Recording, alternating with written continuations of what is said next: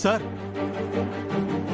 Shankar sir ఇంటి దగ్గర ఇక్కడ ఆ శివారెడ్డి ప్రవర్తన చాలా అనుమానాస్పదంగా ఉంది సార్. నిన్న జండే గారి మీద అటాక్ చేయించినట్టు ఈ రోజు కూడా గుళ్ళు ఏదో ప్లాన్ చేస్తున్నట్టున్నాడు సార్. వాడి ప్లాన్ వాడుకుంటే మన ప్లాన్ మనకుంటుంది బాబాయ్. శివారెడ్డి ఏం చేస్తాడో తెలియకుండా మీరేం ప్లాన్ చేస్తారు సార్? పెళ్ళి.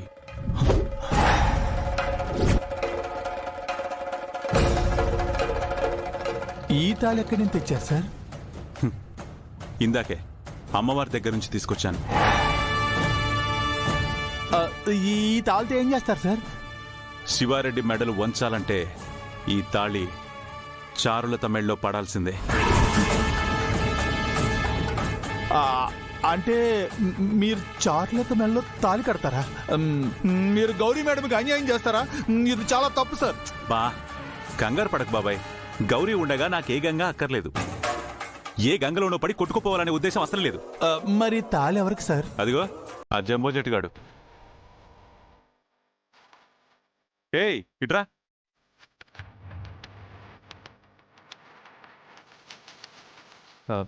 చెప్పండి శంకర్ గారు, ఎందుకు రమ్మన్నారు?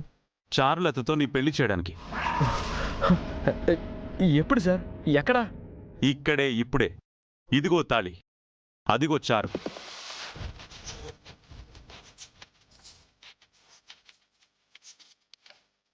వెళ్ళి కట్టే. ఏమంటున్నారు సార్? గుళ్ళో పెళ్ళేంటి? పైగా ముహూర్తం మంగళ వాయిద్యాలు లేకుండా ఎలా పెళ్లి చేసుకోవాలి?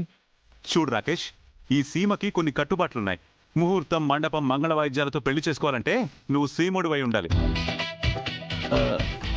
నువ్వు బయట నుంచి వచ్చినోడివి కాబట్టి చార్లత నీకిచ్చి పెళ్లి చేయడానికి ఆ శివారెడ్డి ఎట్టి పరిస్థితుల్లోనూ ఒక్కోడు. కాబట్టి ఈ తాళి పట్టుకెళ్ళి దొంగతనంగా మెళ్ళో కట్టేసి. అలా చేస్తే శివారెడ్డి నన్ను చంపేస్తాడు కదా సార్? చంపడు. ఒక్కసారి నువ్వు చార్లత మెళ్ళో తాళి కట్టావు అంటే శివారెడ్డికి అల్లుడు. ఈ సీమలో శత్రువుల తలలు తెంచుతారే తప్ప సొంత కూతురు తాళి తెంచరు. నేను సీమవాణ్ణి కాదని, ఆ శివారెడ్డి పరువు పోతుందని చారులతో సహా నన్ను చంపేస్తే? వీడు పైకి ఎదవలా కనిపిస్తాడు గాని ఎదవకు బొర్రలో గుజ్జుంది. బా నేనున్నాను కదా రాకేష్. చూడు, మొన్న జెండే సార్ని ఎలా కాపాడానో రేపేదైనా ప్రాబ్లం వస్తే నిన్ను చార్లతని నేను అలాగే కాపాడతాను. ఓకేనా?